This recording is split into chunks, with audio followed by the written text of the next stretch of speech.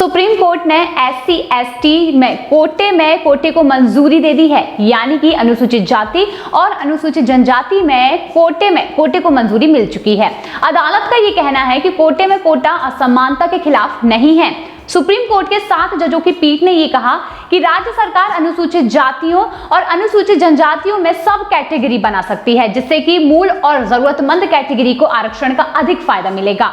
Supreme court में यह कहा गया है कि कोटा के अंदर कोटा तर्क संगत अंतर पर आधार पर होगा, इसे लेकर राज्य मनमर्जी से काम नहीं कर सकते। इसके साथ ही राज्यों की गतिविधियां न्यायिक समीक्षा के अधीन होगी। इसके साथ ही अदालत ने 2004 में EV चेन्नैया मामले में दिए गए सुप्रीम कोर्ट के 5 जजों के फैसले को पलट दिया है। मौजूदा पीठ ने 2004 में दिए गए उस फैसले को दरकिनार कर दिया है, जिसमें कि सुप्रीम कोर्ट ने यह कहा था कि SC ST जनजातियों में सब कैटेगरी नहीं बनाई जा सकती है।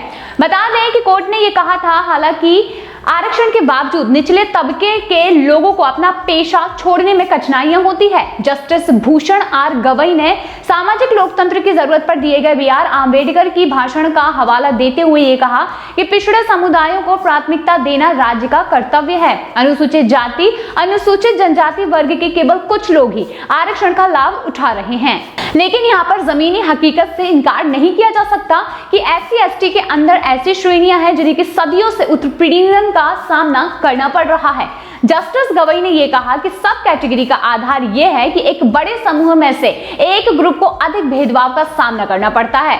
उन्होंने आम्बेडकर का एक बयान पढ़ा जो कि ये कहता है कि इतिहास बताता है कि जब नैतिकता का सामना अर्थव्यवस्था से होता है तो जीत अर्थव्यवस्था की होती है।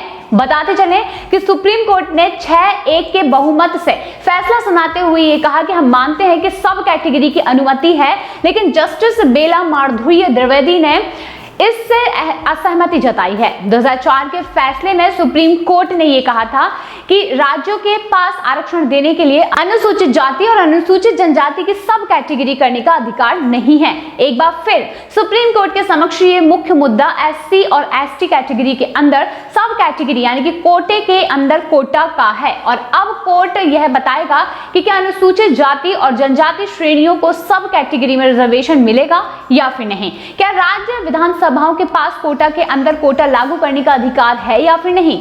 दरअसल 1975 में पंजाब सरकार ने आरक्षित सीटों को 2 श्रेणियों में विभाजित करके अनुसूचित जाति के लिए आरक्षण नीति पेश की थी, एक वाल्मीकि और मजहबी सिखों के लिए और दूसरी बाकी अनुसूचित जाति वर्ग के लिए। 30 साल तक ये नियम लागू रहा और उसके बाद 2006 में ये मामला पंजाब और हरियाणा हाई कोर्ट पहुंचा और EV चेन्नैया बनाम आंध्र प्रदेश राज्य मामले में सुप्रीम कोर्ट के 2004 के फैसले का हवाला दिया गया।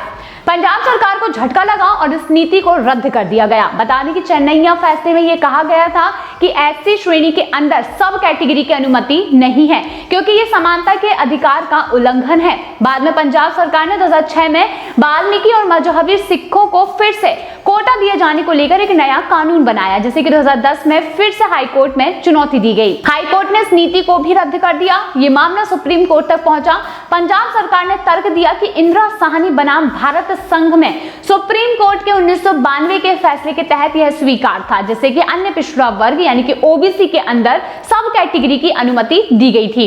पंजाब सरकार ने यह तर्क दिया कि अनुसूचित जाति के अंदर भी इसकी अनुमति दी जानी चाहिए। 2020 में सुप्रीम कोर्ट की 5 जजों की बेंच ने यह पाया कि EV चेन्नैया बनाम आंध्र प्रदेश राज्य के फैसले पर एक बड़ी बेंच द्वारा फिर से विचार किया जाना चाहिए, जिसमें कि यह कहा गया था कि SC श्रेणी के अंदर सब कैटेगरी की अनुमति नहीं है। उसके बाद CJI के नेतृत्व में 7 जजों की बेंच का गठन किया गया, जिसने जनवरी 2024 में 3 दिनों तक मामले में दलीलें सुनी और उसके बाद अपना फैसला सुरक्षित रख लिया।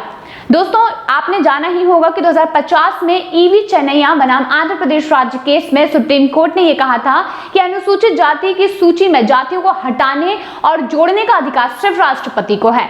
संविधान सभी अनुसूचित जातियों को एकल सजातीय समूह मानता है। अगर सभी अनुसूचित जातियों को एक ग्रुप माना गया है तो उपवर्गीकरण कैसे हो सकता है। सामाजिक असमानता के साथ और उसके आधार पर अनुसूचित जातियों को विशेष सुरक्षा प्रदान की गई है, क्योंकि इन जातियों के खिलाफ छुआछूत की भावना थी। आरक्षण का लाभ आरक्षित जातियों के जरूरतमंद यानी कि सबसे कमजोर तबके तक पहुंचे और इसके लिए सुप्रीम कोर्ट ने क्रीमी लेयर की अवधारणा को लागू किया। इसे 2018 में जरनैल सिंह बनाम लक्ष्मी नारायण गुप्ता केस के फैसले में लागू किया गया था। क्रीमी लेयर का नियम ओबीसी यानी कि अदर बैकवर्ड क्लास में लागू होता है, जबकि अनुसूचित जाति पर 2018 में प्रमोशन के केस में लागू किया गया। केंद्र सरकार ने 2018 के इस फैसले पर रिव्यू करने की गुहार लगाई और इस पर फैसला आना बाकी था, जो कि आज आ चुका है। तो दोस्तों, इस विषय में आप क्या कुछ कहना चाहते हैं कमेंट सेक्शन में जरूर बताइए।